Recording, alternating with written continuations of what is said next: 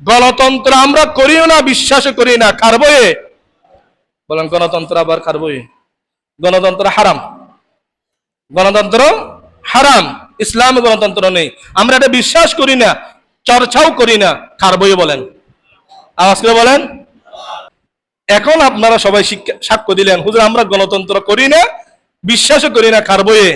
আল্লাহর বইয়ে। অথচ যেই দল গণতন্ত্র চর্চা করে সেই দলের নেতা আপনি, সমর্থক আপনি, কর্মী আপনি। এটা এক মুখে দুই কথা হয়ে গেল না? আমরা গণতন্ত্র করি না, কার বই বলেন? আমরা খেলাফত করি, কাকে খুশি করার জন্য? ইসলামী হুকুমত চর্চা করি, বাস্তবায়ন করার চেষ্টা করি, কাকে খুশি করার জন্য? আওয়াজ করে বলেন, কাকে খুশি করার জন্য?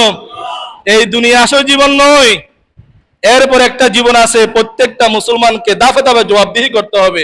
এখনো সময় আছে, গণতন্ত্র থেকে বাহির হন, ইসলামী হুকুমতের পক্ষে থাকেন। আল্লাহ সবাইকে কবুল করুন। ক্ষমতার উৎসব কে?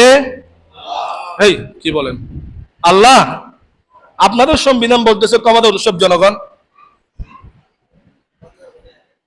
ক্ষমতার মালিক কে? আওয়াজ করে বলেন, কে? মালিকাল মুলকি আল্লাহ।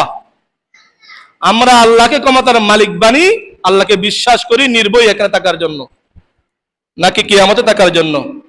কিয়ামতে নির্ভয় থাকার জন্য। আমরা খেলাফতে বিশ্বাসী, আল্লাহর ভয়ে। গণতন্ত্রের বিরুদ্ধে, আল্লাহর ভয়ে। আমরা মাদকের বিরুদ্ধে, কার ভয়ে? আমরা জালেমের বিরুদ্ধে, কার ভয়ে বলেন না? আল্লাহ তাআলা বলেন, ওয়াইদা খাফাতনি ফিদ দুনিয়া, যারা দুনিয়াতে অন্যায়ের বিরুদ্ধে ন্যায়ের পদক্ষেপ, ন্যায়ের পক্ষে, কি জন্য? আমার বইয়ে, আমার বইয়ে, আমার বইয়ে যদি গণতন্ত্র পরিত্যাগ করলো, আমার বইয়ে যাবতীয় অন্যায় থেকে ফিরে আসলো, আমানতুহু ইয়াউমাল কিয়ামা, আল্লাহ রাসূল বলেন তাকে কিয়ামতের দিন আমি নিরাপদ দিব, আমি নিরাপত্তা তাকে দান করব, আল্লাহ তাকে নিরাপত্তা দান করবেন। সুতরাং কিয়ামতের মাঠে নিরাপদে বসবাস থাকতে হলে, হে আজিজ নগরের মুসলমান, শুনে রাখেন 100% সত্য কথা, কিয়ামতের মাঠে যদি নিরাপদ থাকতে চান, আজকে থেকে গণতন্ত্রকে কবর দিয়ে দেন, খেলাফতের জন্য প্রস্তুত হয়ে যান। আল্লাহ তাআলা সবাইকে কবুল করুন, আমিন। রাজি আছেন তো ইনশাআল্লাহ? আপনি আর গণতন্ত্রকে কি করবেন? বয়স তো শেষ। এবার আসেন ইসলামী হুকুমতের দিকে আসেন, খেলাফতের দিকে আসেন।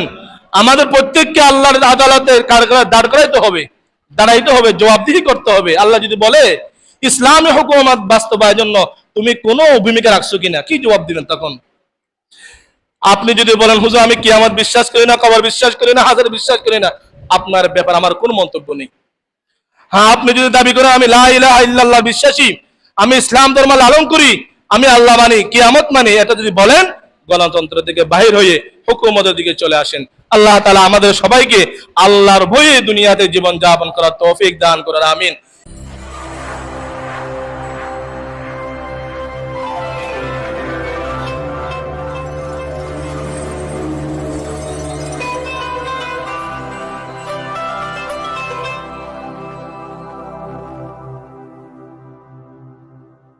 কুলিল্লাহুম্মা মালিকাল মুলকি তুতিল মুলকা মান তাশা ওয়া তানজিউল মুলকা মিম্মান তাশা।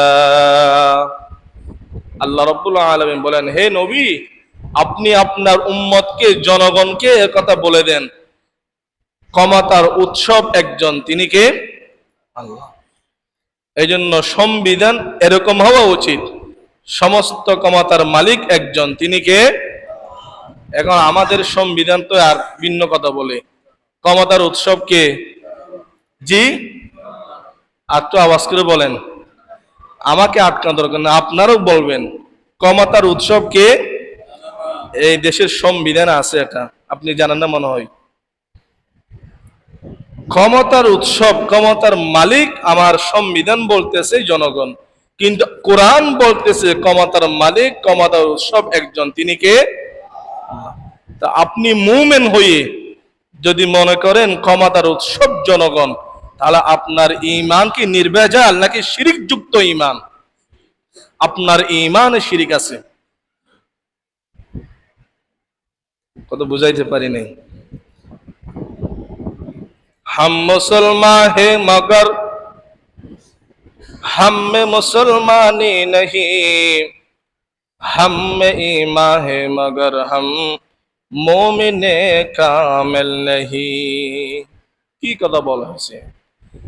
মালিকাল মুলকি একজন, সমস্ত ক্ষমতার মালিক, ক্ষমতার উৎস একজন আল্লাহ।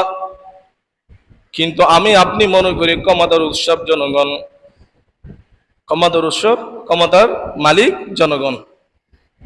ক্ষমতার মালিক আল্লাহ।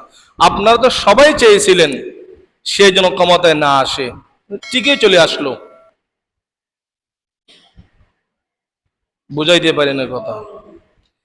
যাকে আপনারা দুইবার নির্বাচনে দেশের নেতৃত্বে আসুক কেউ চাই নাই জনগণ, এরপরেও কিন্তু সেই যেভাবে হোক ক্ষমতায় চলে আসলো। যদি ক্ষমতার উৎসব মালিক যদি জনগণ হয়, সে কিভাবে ক্ষমতায় আসলো?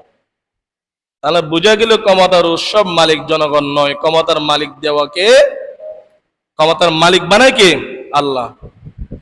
আর এখন যে ক্ষমতাই নাই, ক্ষমতা হাতছাড়া হয়ে গেছে, আপনারা নামান নাই, আপনারা একটু প্রতিবাদ করেছেন, মূলত তাকে ক্ষমতা থেকে নামাইছেন একজন, তিনি কে? এই ঈমান যদি আপনাদের না থাকে আপনারা পূর্ণাঙ্গ মুমিন হতে পারবেন না। কেন আল্লাহ ক্ষমতা থেকে নামাইছে?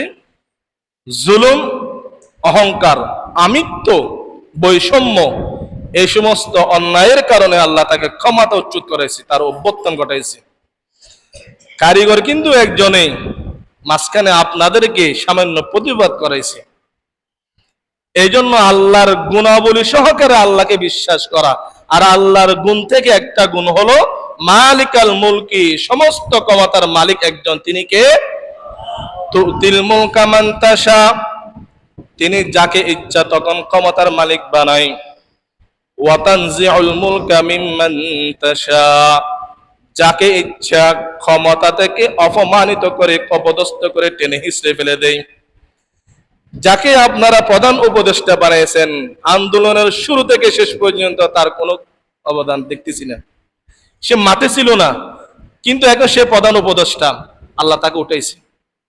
ওয়া তানজিউল মুলকা মিম্মান তাশা, দীর্ঘ 16 থেকে 17 বছর যে স্বৈরের শাসককে আপনার নামাইতে পারেন নাই, আল্লাহ তাকে মুহূর্তের মধ্যে ক্ষমতা থেকে নামাই দিছে। এটার নাম হলো আল্লাহ। গাগাদারা মুলকে বকাশিম গাহ চাহেরা চোগাদাম, গাহ গাদারা মুলকে বকাশি গাহ চাহেরা চোগাদাম, আজবরায়ে নেমেনানে দরবাদার হায়রা কুনি।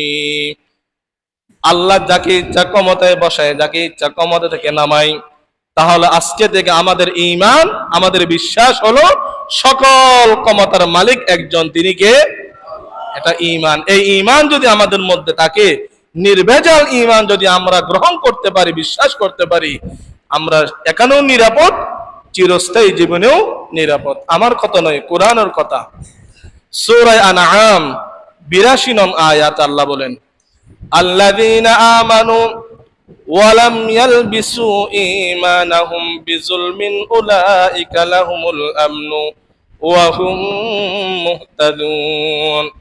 আল্লাহ রাব্বুল আলামিন বলেন, আল্লাযীনা আমানু, যারা ঈমান আনলো, ওয়া লাম ইয়ালবিসু ঈমানাহুম বিযুলমিন, ঈমান আনার পরে কি? ঈমান আনার পরে তাদের ঈমানকে জুলুমের সাথে মিলাই নাই। উলাইকা লাহুমুল আম, যারা এরকম নির্ভেজাল ঈমান নিয়ে দেশে সমাজে বসবাস করবে, আল্লাহ বলেন তারাই নিরাপদ। উলাইকা লাহুমুল আমনু, তারাই নিরাপদে বসবাস করবে, এখানেও চিরস্থায়ী জীবনেও। ওয়া হুম মুহতাদুন, এবং তারাও কেবল হেদায়েত প্রাপ্ত। এই আয়াত যখন অবতীর্ণ হয়, সাহাবায়ে কেরামের মধ্যে এক ধরনের কৌতূহল সৃষ্টি হলো। হযরত আব্দুল্লাহ ইবনে ওমর রাদিয়াল্লাহু তাআলা আনহুমা, বুখারী এবং মুসলিমের হাদিস, তিনি বর্ণনা করেন, লাম্মা নাযালাত আল্লাযীনা আমানু ওয়া লাম ইয়ালবিসু ঈমানাহুম বিযুলমিন, বলে এই আয়াত যখন অবতীর্ণ হয়, শাক্কা যালিকা আলাল মুসলিমিনা, তৎকালীন যারা মুসলিম ছিল সাহাবায়ে কেরাম, তাদের প্রতি এই আয়াতটা ভারী হয়ে গেছে, মানে দুশ্চিন্তার কারণ হয়ে গেছে। তারা এই আয়াত শোনার সাথে সাথে রাসূলের কাছে এসে জিজ্ঞাসা করলেন, ইয়া রাসূলুল্লাহ আইয়ুনা লা ইয়াজলিমু নাফসা, আমাদের মধ্যে এমন তো কোনো ব্যক্তি নেই যে গুনাহ করে না।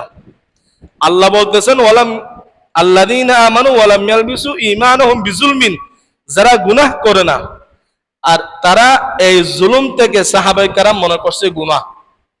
এই জন্য তারা রাসূলের কাছে জিজ্ঞাসা করলো, ইয়া রাসূলুল্লাহ, আল্লাহ তো বলছেন যারা ঈমানের সহিত গুনাহ করবে না তারা নিরাপদ, কিন্তু আমরা তো ঈমান আনছি, মাঝে মধ্যে প্রবৃত্তির চাহিদাই হোক যে কোনো কারণে আমরা গুনাহের মধ্যে লিপ্ত হয়ে যাই, তাহলে কি আমরা নিরাপদ বসবাস করতে পারবো না? ফাকালা রাসূলুল্লাহি লাইসা যালিকা, তোমরা যে জুলুম থেকে গুনাহ অর্থ তোমরা নিচ্ছ, জুলুম অর্থ কিন্তু গুনাহ নয়। ইন্নামা হুয়া যালিকা কামা ক্বালা লুকমানু লিবনিহি, বলে জুলুমের অর্থ হলো সেই অর্থ যে অর্থে তার লুকমান হাকিম আলাইহিস সালাতু ওয়াস সালাম তার সন্তানকে বলেছিলেন কি, ওয়াইজ ক্বালা লুকমানু লিবনিহি ওয়া হুয়া ইয়াইযুহু ইয়া বুনাইয়া লা তুশরিক বিল্লাহ ইন্নাশ শিরকা লাযুলমুন আযীম। লোকমান হাকিম বলেন তার সন্তানকে, হে আমার সন্তান, আমি তোকে নসিহত করতেছি, লা তুশরিক বিল্লাহ, কখনো আল্লাহর সাথে কাউকে শরীক করবে না।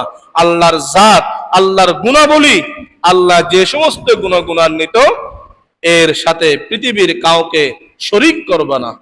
কারণ শিরিক গুনাহ হলো লাযুলমুন আযীম, বড় গুনাহ।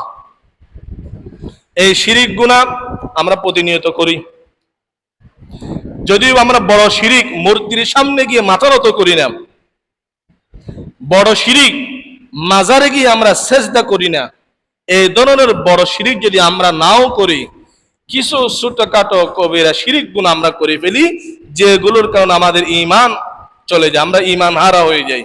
তার মধ্যে একটা শিরিকের কথা কিছুক্ষণ আগে বললাম,